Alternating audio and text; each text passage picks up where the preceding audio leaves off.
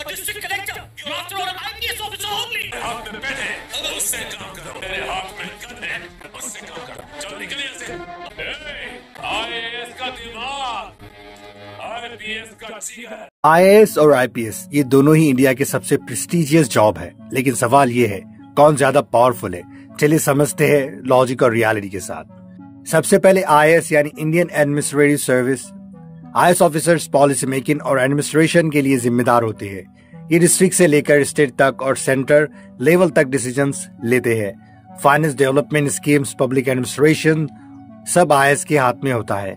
अब आईपीएस यानी Indian police service की बात करते हैं। IPS officers law and order, crime investigations और इंटरनल सिक्योरिटी संभालते हैं। वो डिस्ट्रिक्ट्स में सुपरिटेंडेंट ऑफ पुलिस होते हैं। स्टेट और सेंट्रल एजेंसीज जैसे सीबीआई, रॉ, आईबी में भी जाते हैं। सिक्योरिटी इन्वेस्टिगेशंस और पब्लिक सेफ्टी उनकी प्राइमरी रिस्पॉन्सिबिलिटी होती है। तो कौन ज्यादा पावरफुल है? अगर आईएएस का पावर एडमिनिस्ट्रेटिव और पॉलिसी लेवल पर है तो आईएएस पावरफुल है।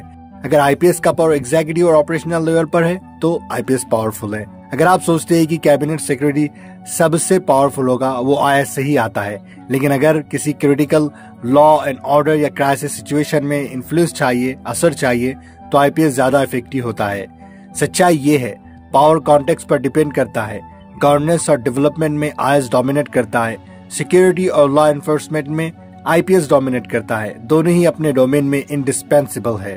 तो आईएएस वर्सेस आईपीएस, किसी का पावर ज्यादा कहना गलत है। Power depends on responsibility, domain और सिचुएशन।